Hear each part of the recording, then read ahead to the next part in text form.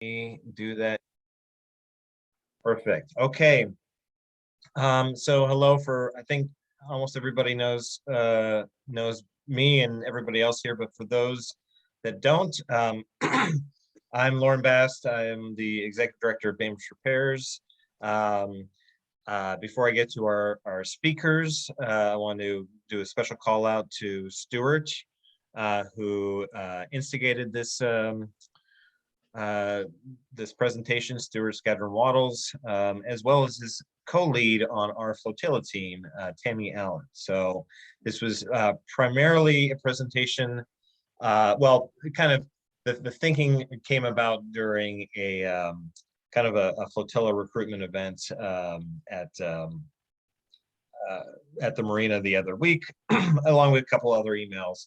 And so, you know, we're going to have a lot of boaters, we think, on this presentation. And with that personal intro, I'll introduce Elyssa Tappero, who's a Tsunami Program Coordinator with the Washington Emergency Management Division. And Alex, all right, Dolcimascolo from the Washington Geological Survey. Alex, did I do okay? Yeah, that was impressive. Okay. I'm going to shut up and let one of you, who's co-host with me, take it from here. Awesome. Let me go ahead and share my screen.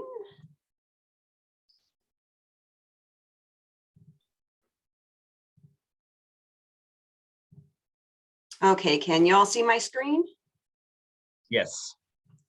Awesome, great. Well, thank you so much for having us here tonight. Lauren mentioned, my name is Elyssa Tappero, and I am one of two Tsunami Program Coordinators with Washington Emergency Management Division. So today, myself and Alex will be talking about tsunami hazards and risks in Washington State, and more specifically, kind of in the Bainbridge area of Puget Sound. So I know that you are all aware, because you are, Bainbridge Prepares volunteers, and you are very, connected in your community into emergency preparedness, that Washington is earthquake country. We have the second highest earthquake risk in the United States. Not everybody knows that. We also have a risk for both local and distant tsunamis, and a very high landslide risk. So, earthquakes for us are inevitable, but when they happen, where they happen, and how big they might be, all of that is uncertain. But what we do know is that, we have the Cascadia subduction zone out there on the outer coast, which we know can, create that nice big tsunami. That's kind of what everybody focuses on. But then we also have these crustal faults in the inner coast that have also been known in the past to cause earthquakes large enough that they create tsunamis also. And Alex will go into the particulars of that. But the point being that we have that risk not only on the outer coast, but for the inner coast as well. So what exactly are tsunamis? They are more than just big waves. They pose a lot of dangers, not just to anybody who's on the shore, but to our maritime community specifically. So they are any displacement of a column of water in a major body of water. So that's usually the ocean or the Puget Sound, but it can also be within a lake or an enclosed body of water. They are a series of waves, so not just one big one, but potentially 4 or 5 or 6 or even more. And they last anywhere from 12 to 24 or potentially even more than 24 hours. Something that a lot of folks don't know is that that first wave is often neither the highest nor the most destructive. So we get folks that think that once that first wave has come through and they've seen how far it's come inland, or they've seen what kind of damage it's done, that they know then, that they're safe where they are. They kind of know what the tsunami is going to look like. But in a lot of our modeling, we've seen that it's actually maybe that third or that fourth wave that's the highest. And depending on what kind of destruction those previous waves have done, it could be that one of those, third, fourth, or fifth waves is actually going to do the most destruction. Tsunami waves are also not like normal waves that are caused by the wind or the tide. They're really more like moving walls of water, or like a wall of cement. Out in the ocean, they move very quickly, but once they pile up on shore and they start to build in height, they're still moving at anywhere from 20 to 30 miles an hour. And that's, one, a lot faster than any of us can run, but two, there's a lot of force behind that water. And so obviously they pick up everything in their path. They leave a lot of debris behind, a lot of hazardous materials if they've broken sewer pipelines and things like that. So even once that tsunami is over, we still have a lot of hazards that are left behind by them. So as I mentioned, Washington is lucky or unlucky in the fact that we have risks for both local and distant tsunamis. So local tsunamis are ones that are generated here in Washington. So if they are generated by an earthquake versus something like a landslide, that's an earthquake that we will feel. It's here in Washington, or it's right off our coast. It's close enough to us that we're going to feel that ground shaking. And that ground shaking is our primary tsunami warning that those waves may be on the way. It's your first warning. It may potentially be your only warning. And so once that ground shaking stops and it's safe to move again, that's when you want to get to high ground, because you may not have the sirens go off. You may not get something on your phone. That's your only warning. For local tsunamis, they are defined basically as any tsunami for which the waves arrive in 3 hours or less. But as you'll see when Alex talks, that could be minutes, potentially fewer than even 10. Because they are so close to us and they don't have a lot of time for that energy in the waves to dissipate, we see much more inundation, far more severe currents, and a greater impact to our coasts.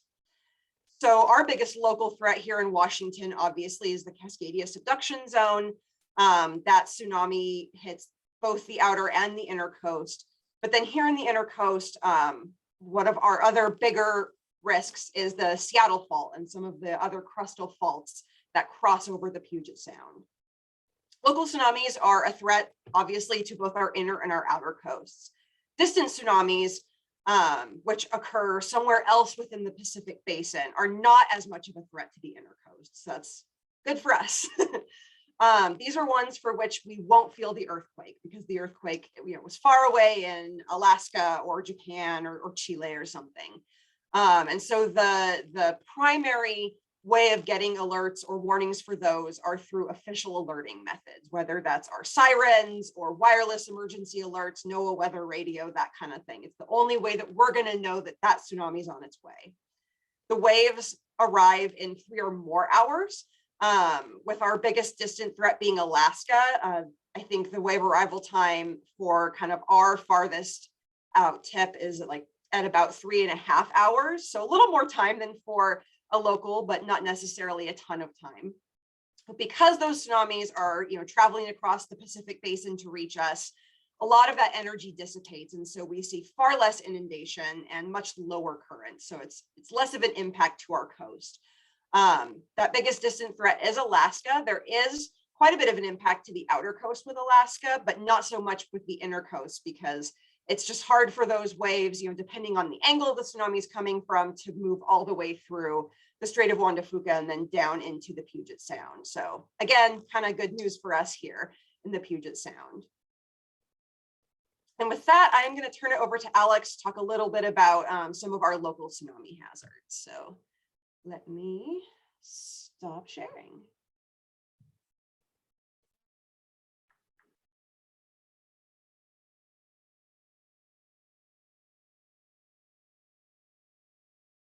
All right, can everybody see my screen? I can. Great.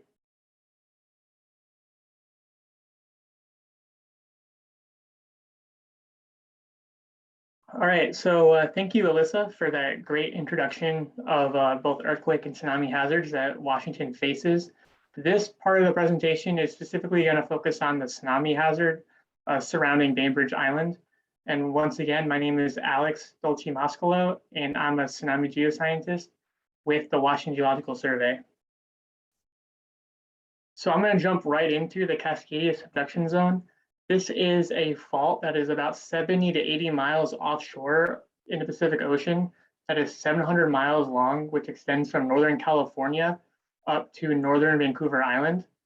And on average, we have an earthquake about every 300 to 600 years, with the last great rupture being 322 years ago in January of 1700. And scientists are predicting that we have about a 10 to 25% chance that we will have this earthquake again within the next 50 years.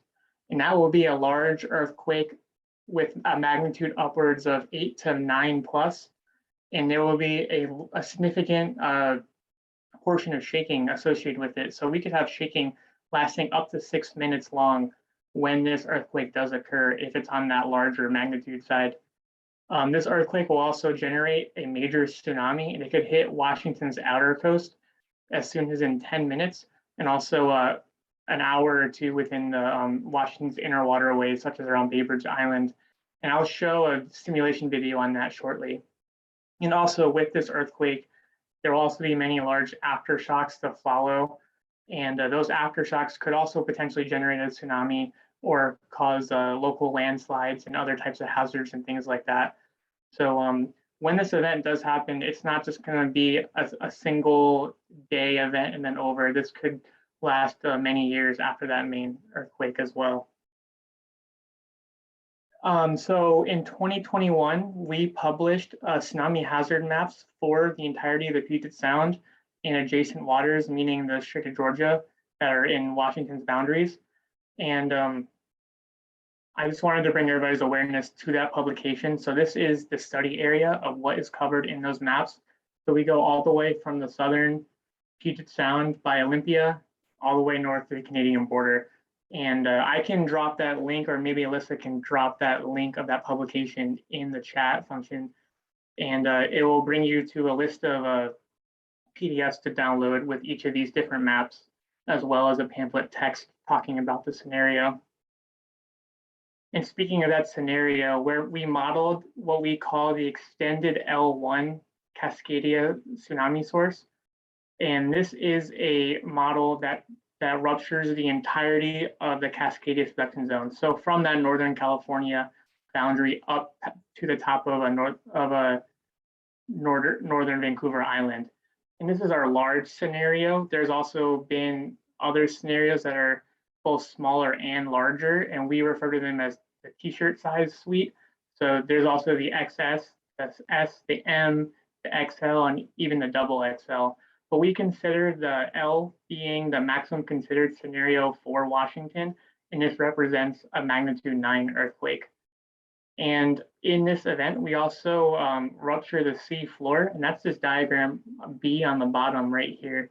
Where we are actually rupturing that sea floor, which suggests a higher area of seafloor displacement, and that generates a larger tsunami. And we do that for more conservative mapping and planning purposes. So now I'm going to show that wave simulation video for what an earthquake at this magnitude might look like for our state. And we're going to show wave amplitudes in the offshore regions. So we have our warmer colors showing wave peaks and our cooler colors showing wave troughs. We have our time since the earthquake in the bottom left corner. This video has been sped up about 300 times, so we can see the full 8 hours of time in just a few minutes. So for this simulation, we actually cut off the model just at the southern portion of Vancouver Island. So this is not a good representation for those northern waterways or for Canada, but for Washington and for the Sound, it works just fine. So here's that earthquake happening offshore of Washington. And right away, you see that first frontal wave hitting the outer coast in 10 to 15 minutes. And that first wave front, if you can see my mouse, I'm not sure if you can, but it's traveling through the Strait of Juan de Fuca. And that first wave energy is going to split. So half the energy goes north towards Canada, and the other half goes south towards Seattle and the rest of the Puget Sound. And that first wave reaches Seattle and Bainbridge Island at about 2 hours and 10 minutes, 2 hours and 20 minutes. And then all the way down to Tacoma in about 2 hours and 40 minutes.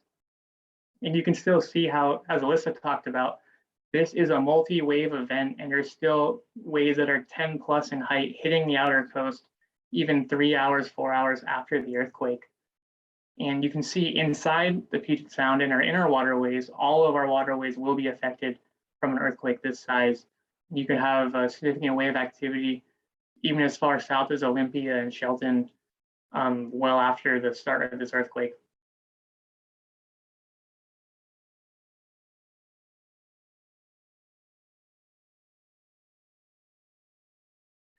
So that was what a Cascadia subduction zone scenario could look like for our state. And now I'm going to transition slightly to one of our crustal fault hazards. So our biggest hazard in the Puget Sound is from the Seattle Fault Zone. And we call it a zone because there are multiple fault lines that are going through the central Puget Sound region that cross Seattle, cross Bainbridge Island, and go all the way to the Hood Canal.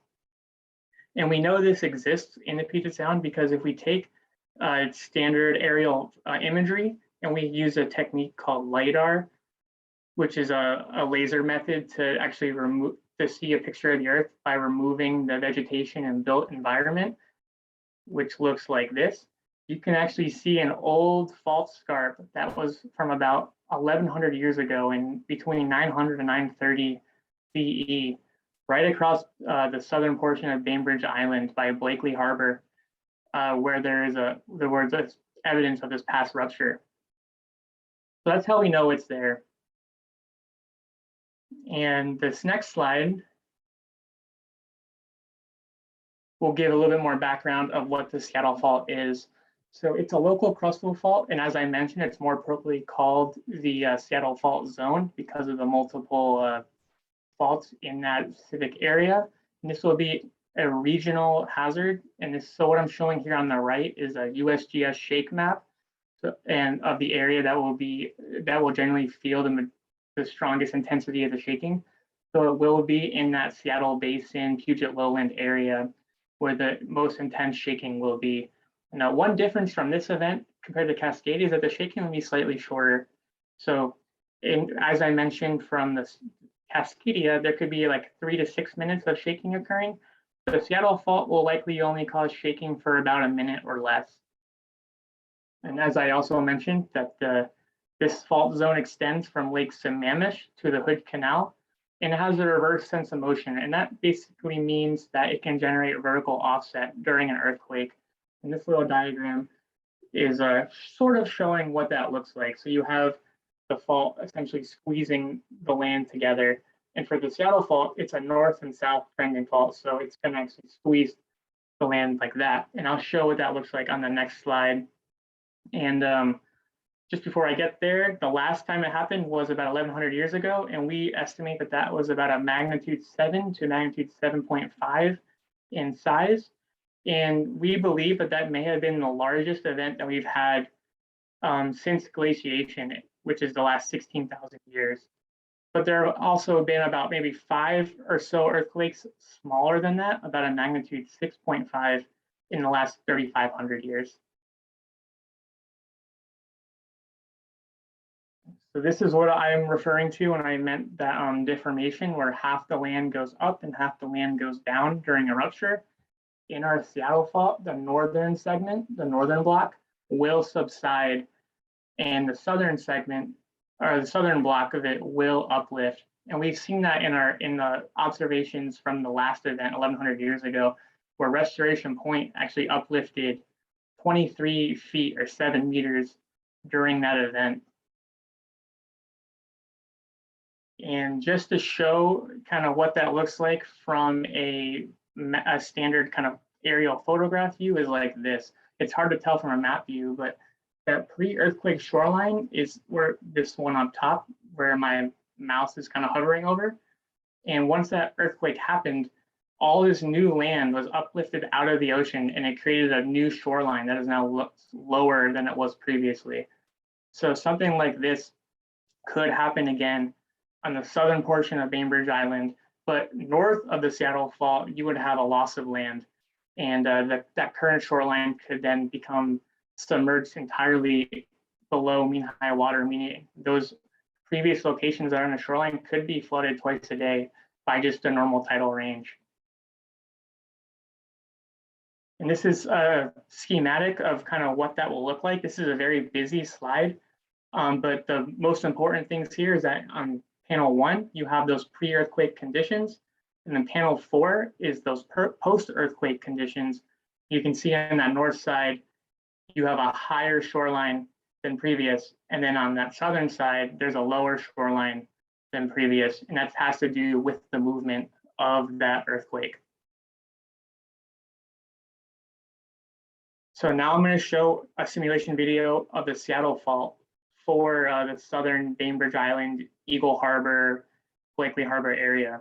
So here again, once again, we're showing the wave amplitude offshore, and then also tsunami inundation depth on land. So this is flooding over land that we're showing here. It's the same color ramp, but two different scales. And we have our time since the earthquake on the bottom right-hand corner, and we have sped this up 50 times normal. And this helps to show the entirety of the event in just a couple minutes.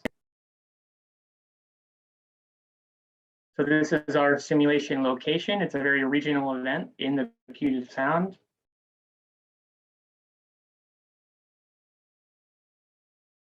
This is the southern portion of Bainbridge Island.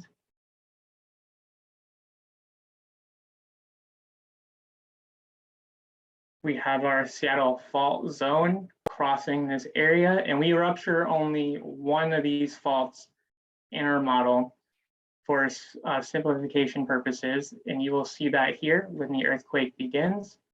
You get the shaking. Here's the rupture right here by Eagle Harbor, and you have that subsidence north of the fault and uplift south of the fault. And now you'll see what the tsunami looks like here. So you have that wave arriving within about 3 minutes on this side of Bainbridge Island, which is very, very quick. You can see how there's new uplifted land at restoration point. The previous shoreline is right here, and you have that new shoreline coming out of the water, being uplifted out of the water. So that's actually a good thing on the southern side, because there's more protection from the tsunami wave. All those previous locations that are on the shoreline are now higher. But on the northern side of the fault, it's the opposite, and you would lose some of that land.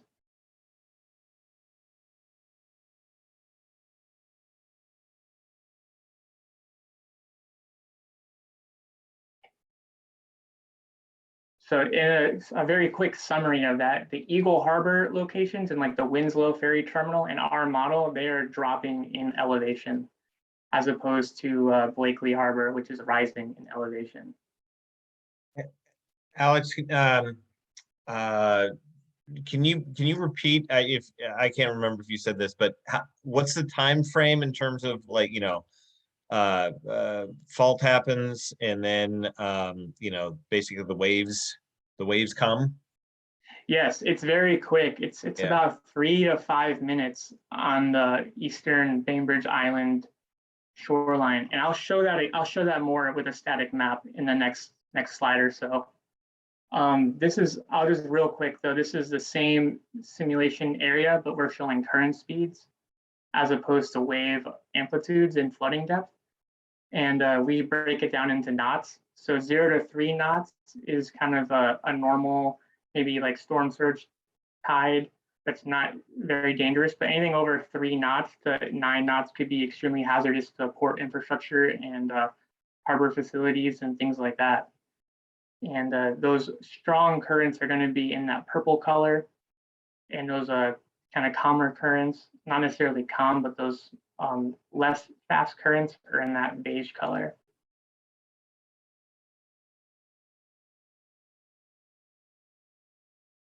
So once again, here's that Seattle Fault Zone.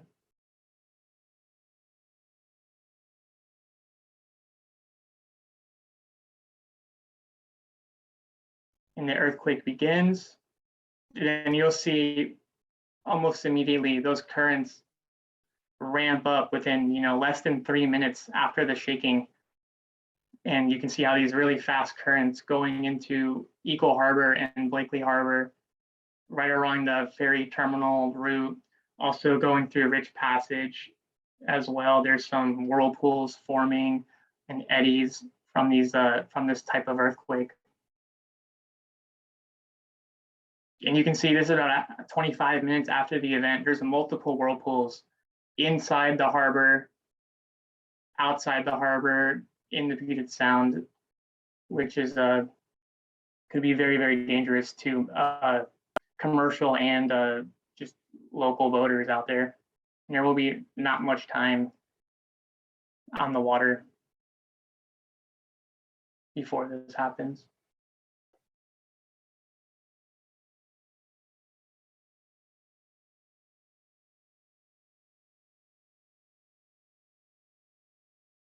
So I think this one cuts off at about 1 hour after the event, but there's still some pretty fast currents going on around the Point Glover in kind of these narrow harbor entryways.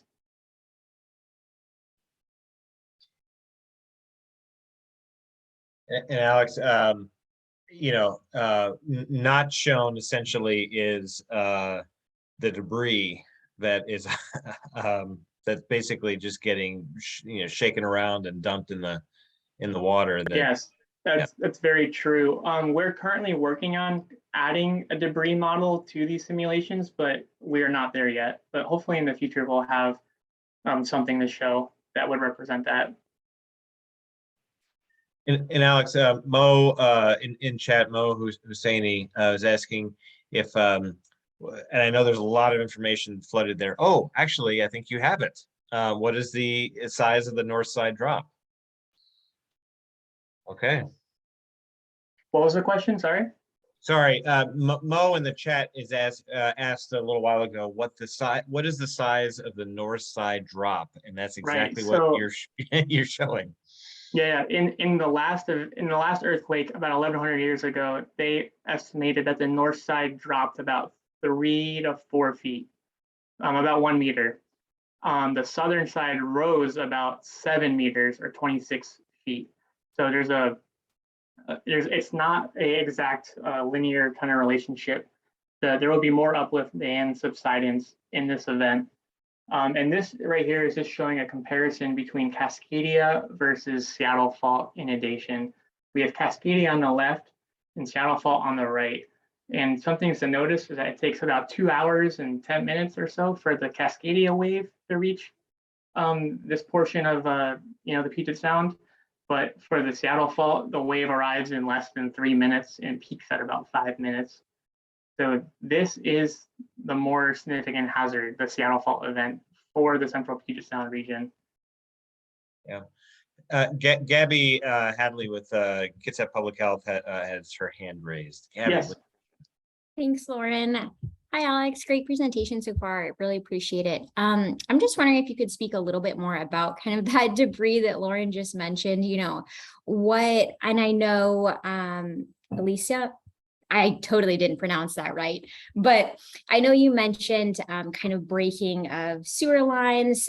So I know that's something to be concerned of, but I'm wondering kind of what generalizations are there that you can give of what that debris might look like, or kind of capacity wise, how much is that? Or is it typically more chemical related versus like physical debris in the water that we need to be concerned about? Yeah, that's a great question. And it could vary. And for the Cascadia event, the tsunami wave will entrain all the debris from the Strait of Juan de Fuca all the way down. So it could be picking up like logging material, like a bunch of logs could be floating down. There could be fires from oil refineries exploding or whatever, and oil on the water. There's a lot of variables when you're talking debris. And there's also all the ships and harbors that are stationary that could break off from their moors and things like that could be sloshing around within harbors.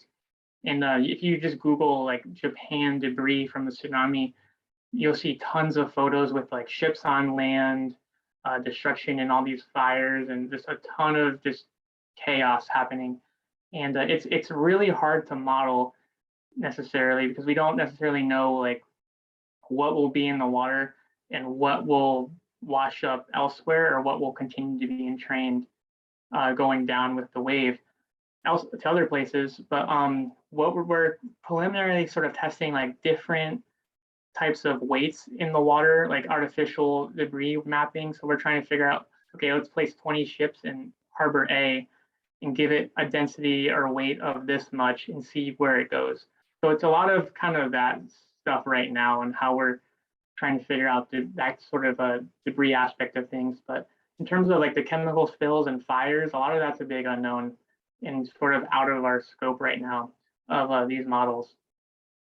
And Elyssa, if you want to jump in and add anything else, feel free. Yeah, when I talk about the maritime hazards, I'll show some pictures from Japan. But one thing to think of kind of from a public health standpoint is that once a tsunami hits land, and especially, you know, the farther inland they go, that water breaches our water tables. And so, you know, whatever is in that water, whether it's, chemicals or human waste or, you know, whatever it's picked up, that then breaches our water tables as well. You know, the salt water gets into them, you know, into our water systems, into our, you know, private wells and things like that. So in the long-term kind of cleanup, when we think about that, that's definitely something that is going to have a big impact. I hope you don't mind.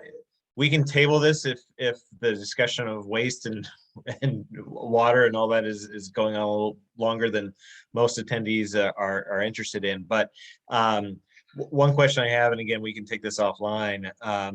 Winslow's main wastewater treatment plant is right in the middle of that map there, right on the water. Elyssa, you're shaking you're nodding your head, and it's not. I don't think it's, you know, 3 feet above mean high tide right now. And it's had a number of sewage spills over the last few years.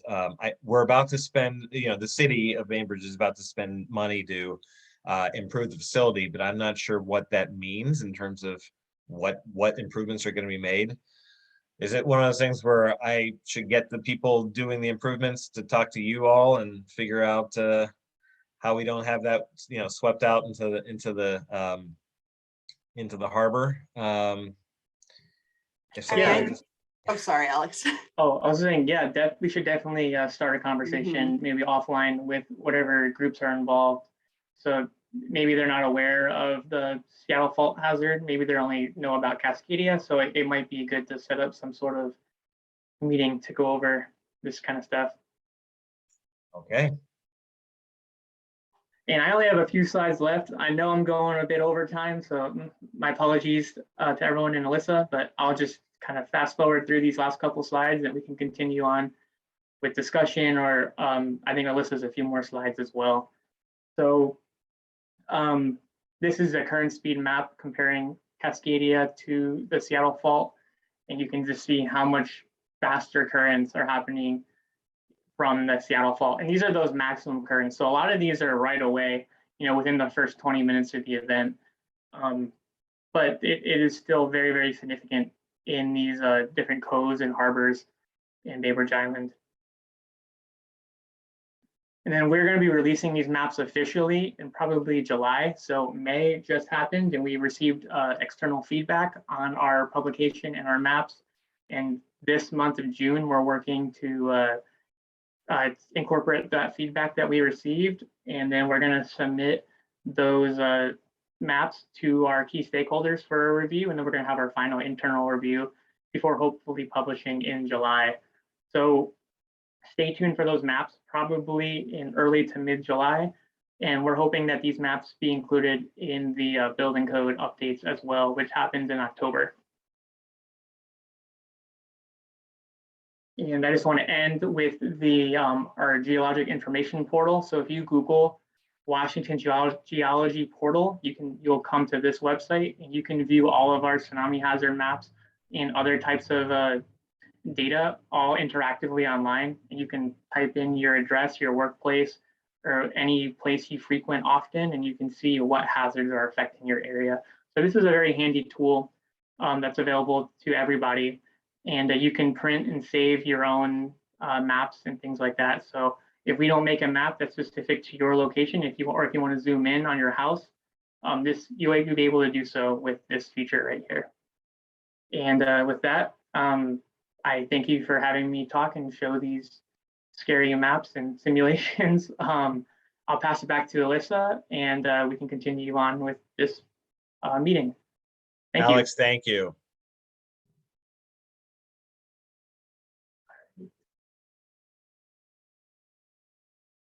It's always hard to stop sharing.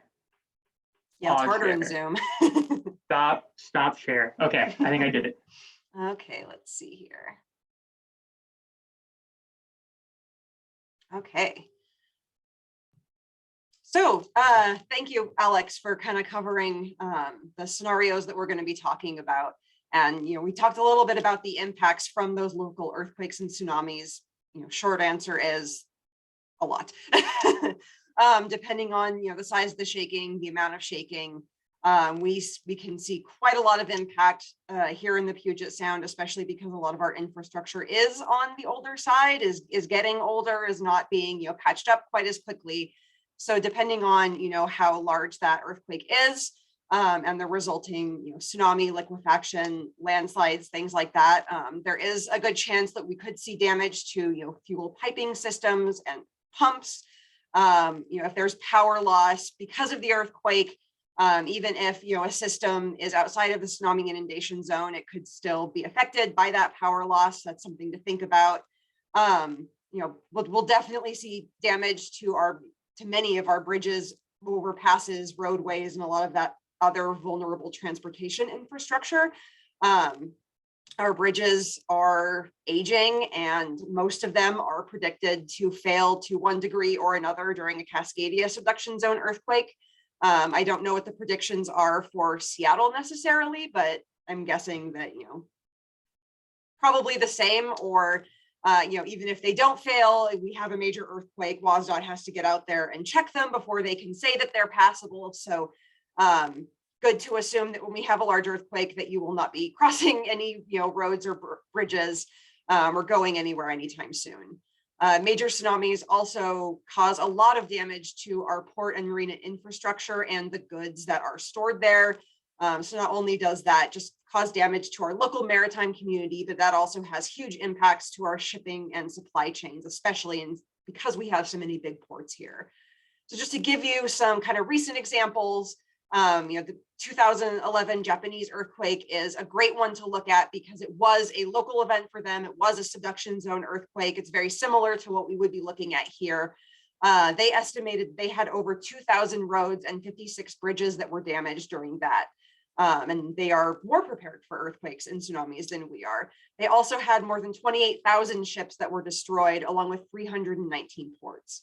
And I provide this image from the port of Sendai, just as an example to remind you that, even if your port or marina isn't damaged, if by luck it's in such an area where the tsunami doesn't do a lot of damage, the roads getting to it or getting home from it may be full of debris anyway, from different areas or just from the earthquake knocking things down. So you're still going to have a lot to contend with, even getting around, regardless of the tsunami itself. But as we've been talking about, there are very specific hazards for our harbors and marinas and for our boating community. So as Alex mentioned, strong and unpredictable currents, especially in the narrows of harbor openings and a lot of our kind of small twisty waterways. That's where those currents get going really, really fast. Sudden water level fluctuations can, in marinas and harbors, overtop piles. They can ground boats. They can lift boats up and put them on, on highways, like in this image, on buildings, on all sorts of stuff. Tsunami bores and amplified waves can swamp boats and damage docks. No matter how skilled the mariner is, sometimes that wave is just going to be too big, too unpredictable for the vessel that they're in. And then, eddies and whirlpools can cause boats to lose control. And I'm so glad that was my first time seeing that Seattle Fault simulation for the Bainbridge area. And that was a lot of whirlpools. I think that was more whirlpools in one area than we have on most of our Cascadia simulations. So that's definitely, a hazard we'll want to keep in mind for this area. I include this picture, and I've got just those houses down on the bottom circled in red to give you an idea, perspective-wise, how big those whirlpools are. That's not something that, someone who is even extremely skilled may be able to get out of, let alone someone who's maybe rented a boat for a day or who is out in a kayak or something. Very, very dangerous. Alyssa, before we advance too many more Mhm. slides, there's some questions in the chat. I'm gonna Oh, go sorry. reverse chronological order. Gabby asks, what does failing to 1 degree mean? That was on your previous slide. Oh, I'm not necessarily, that's not a official definition or anything. I mostly mean, To they some may degree. be, yeah, sorry, yes, to some degree, they may be gone in the Yep. water or just impassable, for a time, but still, kind of held together. Yep. And then Michael asks, and this is the question that I think is on most, well, everybody that I know is mine on Bainbridge is, can we expect the Aggie Pass Bridge to be out and for how long after Seattle Fault quake? I think the answer we get is, for most people, I don't know. That is a great question for WASDOT, because they did do a bridge study. It was for Cascadia. I don't know if they have really looked at the Seattle fault specifically, but they may have an idea just kind of based on what level of shaking we're expecting. But like I said, regardless of whether it remains, up and it seems passable, they are still going to have to dispatch their folks to come look at it and determine whether it's safe. And they have to do that for every bridge we have. So Yeah, it's going to be a while. Yeah, we basically are expecting, regardless of whether it's standing, it will be closed until that inspection happens, whenever that inspection happens. So. Right. And I imagine, that bridge, along with some of our other bridges, leading to, islands and other kind of remote communities, will probably be very high on their list of priorities, but it really just depends on what kind of situation we're looking at. So these are some of the images from Japan, not just in Japan, but also here on the West Coast, kind of seeing what sort of damage we saw from that being a distant event for us. Some of the impacts, even for our ports and harbors here, drag on large vessels causes damage to the docks as they're, pulling them around, damage to other vessels that are moored there. Once you get debris in the water, that starts colliding with, boats, docks, and buildings, and just makes everything worse. A big one, especially for kind of our tighter, smaller channels here in the Puget Sound, is scour and sedimentation. So as the tsunami wave moves in, it brings all of this silt with it, along with all the debris. And then as it moves out, it scours away all of the, silt and stuff from the bottom of the ocean. And so what we may see once the tsunami is done is that a lot of our waterways have changed. The bathymetry, or the depths that we would normally expect may be different. It may be that, we have some harbors or marinas that are much shallower now, and it means that they actually have to dredge before they can reopen. Or it may be that there are areas that are much deeper than we expect. So that's, one long-term effect is that something they'll have to deal with. And then, of course, contaminated water and sediment and other environmental hazards that are left behind. So in that bottom left-hand image, you can see that water has a very clear rainbow sheen to it. So that's probably got all sorts of nasty stuff in it, but it's, at least definitely has gasoline. And at least in Japan, it is true that, they had, houses that the tsunami had picked up that were on fire. So you've got, giant wall of water that is also on fire coming at you. It sounds unbelievable, and yet, something we got to think about. So that's, the kind of debris we would be looking at, even for potentially a small tsunami that maybe didn't inundate the land very much. Once it reaches kind of our harbors and marinas, all of that maritime infrastructure, it can start to kind of chew up and carry. And then a kind of close to home recent example is the January 15th Tonga volcanic eruption, which put us into a tsunami advisory for about 11.5 hours. Fortunately, Washington didn't have any damage, at least none that was reported, but California, which often gets the brunt of our distant tsunamis, did see a bit of damage. So about $6.5 million worth of damage in Santa Cruz's harbor. So that was mainly to the kind of the dredge and dredge pipe, the docks and pilings, and inundation to kind of the marina area itself. So Those waves were about 3 feet in height, so not at, nearly as high as we would expect from a local tsunami, and yet they were still able to do quite a bit of damage. Heavy currents twisted, tore away docks, twisted that dredge piping. That's not going to be cheap or quick to replace. And then Ventura Harbor saw about $2 million in damages, again, to those kind of docks and piles and to a collapsed or a capsized harbor patrol boat. And then these two videos are from that day in Santa Cruz Harbor, taken off of YouTube. So the one on the left, I really like showing because it, I think, illustrates how dangerous those 2 to 3 foot waves can be. That's not a stretch of beach that I would want to be walking on or trying to surf or anything like that. These are waves that have a lot of power behind them and that are not behaving in the way that normal waves do. So something to keep in mind, even if we're just under an advisory, we don't have to evacuate everybody, but we don't want people near to the kind of harbor marina areas.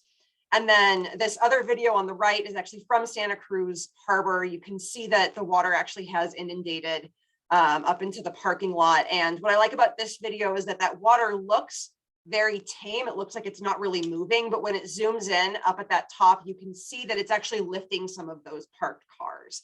And so that means that water is moving a lot faster than it looks, and doing a lot more damage because of it. So something to keep in mind, distant events aren't as much of a threat to us here in the inner coast, but it does mean that, even if we have a smaller tsunami or we're in an area where it has to travel farther, even those small waves can be very dangerous. So knowing the natural warning signs is absolutely important here in the inner coast. And we've talked about how for a Seattle tsunami, we maybe have, depending on your area, 3 minutes to get to high ground. So that best warning for Cascadia, but especially for Seattle, is any ground shaking on the coast. Yes, it's any long or strong ground shaking, but I think, if it feels strong to you, if it feels long enough, once that ground shaking is stopped, that's when you want to get to high ground. You don't have time to wait for an alert or for something to go off and let you know. If we have, a tsunami caused by something else like a landslide, or maybe if it is a distant tsunami and you're on the outer coast, some of the other natural warning signs that you can look for are, sudden rise or fall of the ocean, the water pulling away, loud roaring sound coming from the ocean, or the water just kind of, again, behaving weirdly, the waves doing things that we don't normally expect. But for us, and especially for that Seattle Fault tsunami, it's that ground shaking. And then also being able to receive official alerts is very important. I've highlighted here having a NOAA weather radio and a marine radio. So in the event of either a distant or a local tsunami, the way that maritime folks are going to get alerts, when you're out on the water, when you're kind of in the harbor marina, is either through NOAA weather radio or through marine radio. That's where the US Coast Guard is going to be broadcasting alerts to mariners. They'll be repeating all of the tsunami alerts that are going out. If they have specific information for an area, if they've chosen to close a harbor or are doing anything like that, that's how they're going to get that information out. So it's so important for everybody to have those, no matter how small your vessel is, just to make sure that when you're out on the water, if you're in an area where you don't get cell reception, you still have a way of getting that information. If you are in an area where you're near the coast and it's somewhere where we have sirens, those are a good warning for when you're under a tsunami warning. And then of course you also get alerts through your cell phone, through EAS on the TV or the radio. But NOAA weather radio and marine radio are the ones that will get to you no matter what. Elyssa, a number of people have chimed in on chat, basically with the question of how high is high ground? That is a very good question. And we don't really have a definition, or at least we choose not to have one here in Washington, because it really depends on where you are and it depends on the tsunami. If it's a smaller tsunami, high ground might be 40 feet or 60 feet. If it's Cascadia and you're on the outer coast, you maybe need to be at 100 feet. So knowing, the maps that Alex showed, knowing your inundation zone and where kind of high ground is for you is important. But when in doubt, I would just go inland. If you have time to, get farther, to get inland, to get to, the highest high ground, that's what I would do. And if you don't have much time, get as high as you can. Unfortunately, I can't necessarily tell you exactly what it is, unless you are in a certain area and we're looking at that map and saying, okay, for Cascadia, if you're here, here's what we expect. But like Alex mentioned, the modeling we do for Cascadia and for the Seattle Fault is very conservative. So there's a good chance, knock on wood, that whatever local tsunami we have will be smaller than that. So could be that high ground, is a little bit lower than we expect. I don't have a good answer for you, I'm sorry.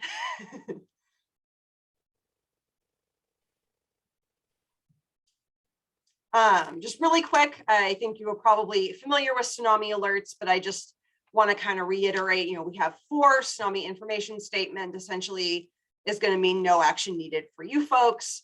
Nothing, no tsunami is expected. Usually these are for events that happen somewhere else in the Pacific Basin. Watch means something happened. We don't know if a tsunami has been triggered, but it could be. So more information is coming. Be prepared to take action. Advisory is pretty specifically for the maritime communities. This is what we were under for Tonga. It essentially means that we are expecting strong currents and dangerous waves in or very near the water. So waves between 1 to 3 feet, dangerous for boaters, for folks who are maybe at the marina or who are in the water. But we don't necessarily need to be evacuating everybody from the inundation zone. And then of course, warning is the big one. We're expecting, waves above 3 feet, lots of flooding, very powerful currents. We're trying to get, everybody out of that inundation zone into high ground. And then of course, whether it's ground shaking that you feel or you get an alert, we want everybody to know what to do. Getting to high ground and staying there, obviously very important. I don't have to tell you folks, just, being sure that you know who to communicate with through your program so that if you can return to the area as first responders or as volunteers. That's going to be a little different for you than it will be for the general public. You might want to be returning earlier because you're going to be helping. So just keeping that in mind, and then keeping in mind that especially if it's a local event, there's a good chance you will not be driving to high ground or to your evacuation area because the roads will most likely be impassable. So plan to walk or run if you can. And for those folks who can't, have a plan in mind, who's going to come get you, who's going to try to get you out of there. Well, that's the next set of questions. What structures, natural, like trees, or man-made parking garages, tend to survive tsunamis? I.e., if you only have minutes, what high ground do you run to? So that also depends on the situation, unfortunately. In the Japanese tsunami, there's one stretch of coastline that had a forest of 70,000 pine trees, and this guy didn't have time to get to high ground, climbed up one of the trees, and that was the only tree of the 70,000 pine trees that survived. So maybe the tree you pick is gonna work, maybe it isn't. Any high ground is going to be better than none. Probably a cement structure or a building that has at least been maybe earthquake retrofitted, or that is a newer building that's built to better standards, probably has a better chance. Can't say it's going to withstand the tsunami, but it probably has a better chance than something that's much older, that's one of our 1800s brick buildings, or is something that's made out of wood and is just one story or something like that. If you only have a few minutes and you can't get to actual high ground, if you only have time to kind of look around and see what your options are, get to the highest thing you can. There are people who have survived absolutely the most unbelievable situations in all of the major tsunamis we've had in the last couple of decades. So it's you never know actually what's going to save your life.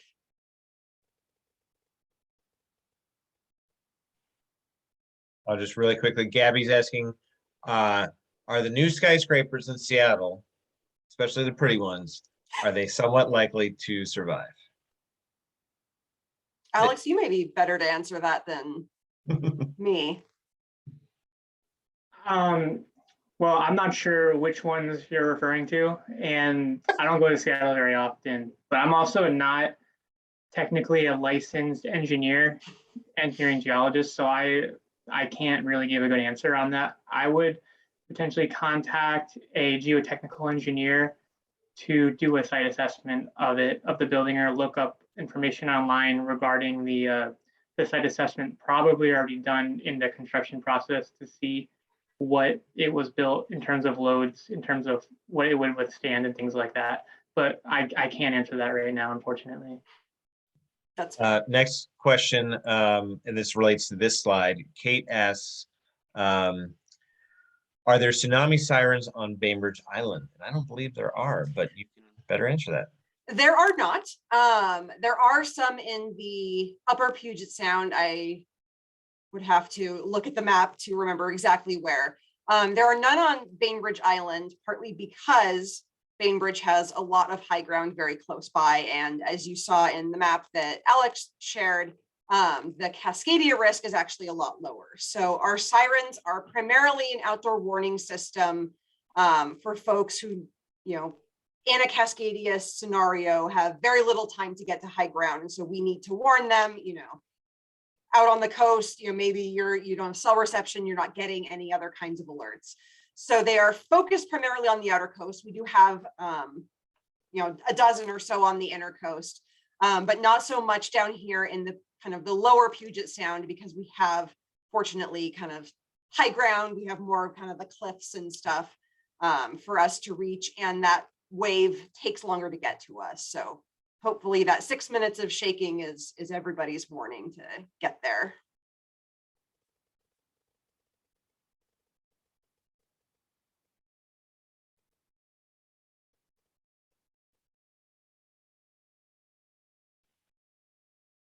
Want me to go on? I'll let you finish your presentation.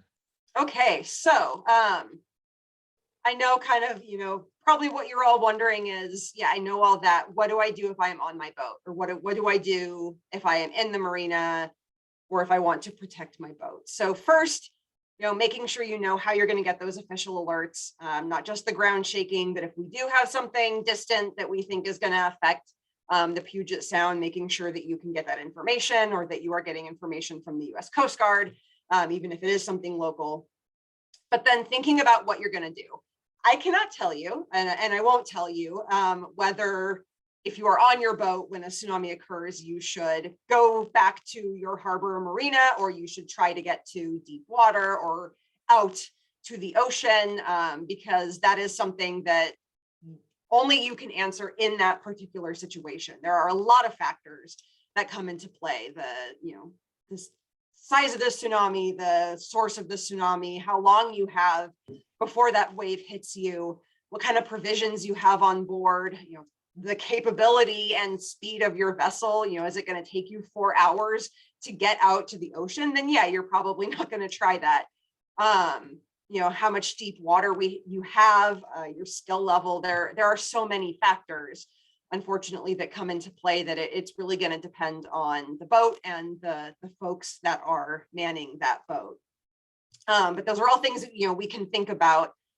What I can say is, I hope that folks will protect themselves and choose to keep themselves safe versus trying to keep their vessels safe, because there is a good chance, it's going to be really high currents, a lot of debris. And if you have the time to get back to your harbor or marina, or if you are already there, we prefer you would get to high ground and protect yourself, and make sure, your boat is tied up and kind of leave it to fend for itself in that time. But if you're already on the water, that's going to be a decision that you make in the moment. Some things to remember. Like I said, those dangerous currents can last more than 24 hours. So even once the waves are gone, that water may not be safe for folks to be out in. in their vessels. There's still going to be a lot of debris in the water until we are able to clear it out.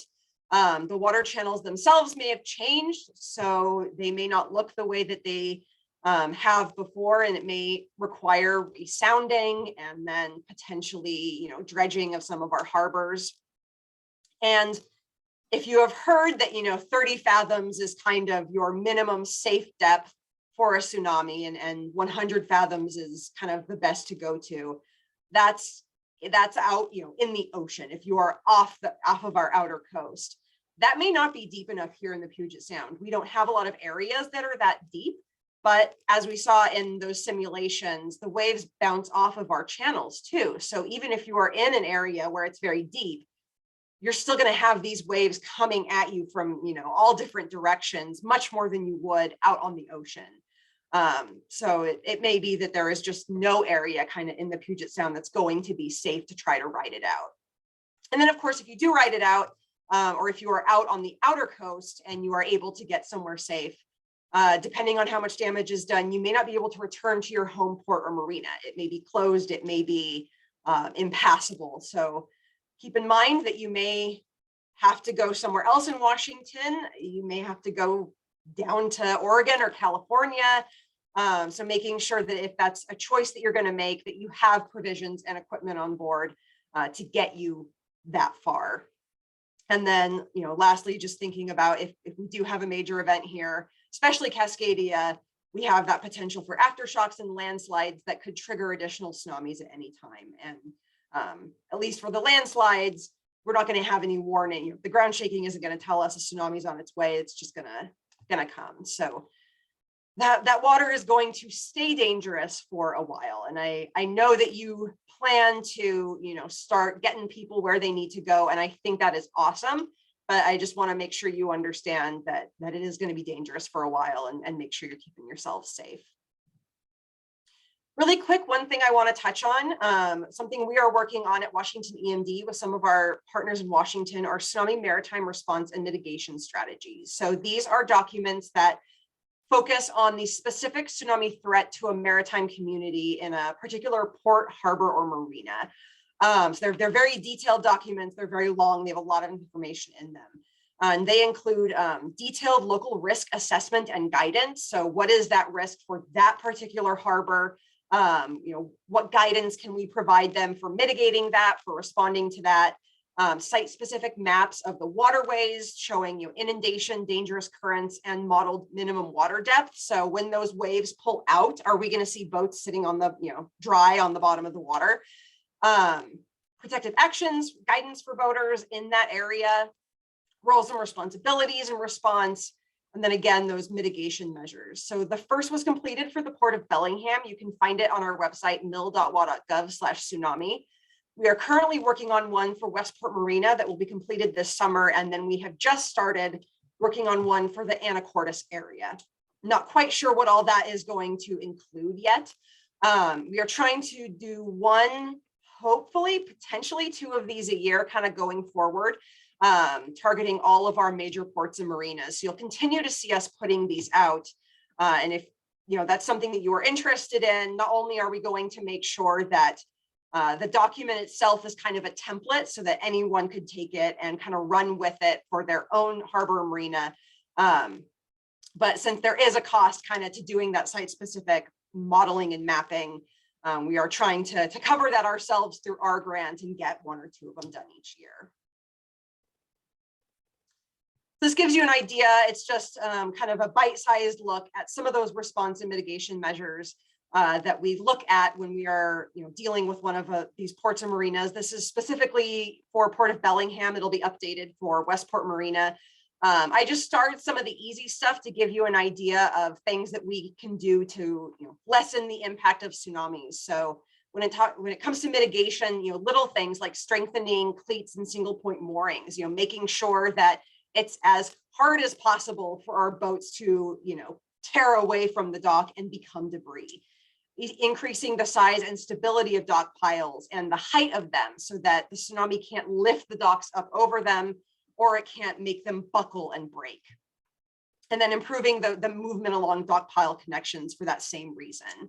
And with response, if we have some warning, kind of depends on, what the scenario is, making sure that we, evacuate the public and vehicles from the waterfront, ahead of time, identifying boat owners and any individuals who are liveaboards, establishing that phone tree or other notification process, so that we have an idea of who's in the port.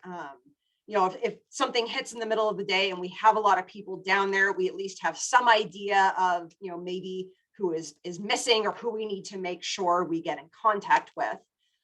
So it just kind of gives you an idea of some of the stuff that we look at for that. It goes into a lot more detail, but it gives you a small idea. And that is kind of it. I know I hit a lot of topics. So here are kind of some of our bigger resources. mil.wa.gov/alerts has everything alerting you could possibly want for Washington, including a section on various ways to get tsunami alerts. So I suggest looking at that. There's some that's kind of just for emergency management types. So that's a good place to look. mil.wa.gov/preparedness is all things preparedness if you're interested in learning more or getting other folks in your life prepared. And then mil.wa.gov/tsunami is all of our tsunami information. So a lot of our resources, we have links to DNR's website and all of their maps and models there, all sorts of fun stuff. And if you do have questions past this, please don't hesitate to reach out to myself and my team or to Alex and his team. We're always happy to answer questions and to talk about all of this fun stuff.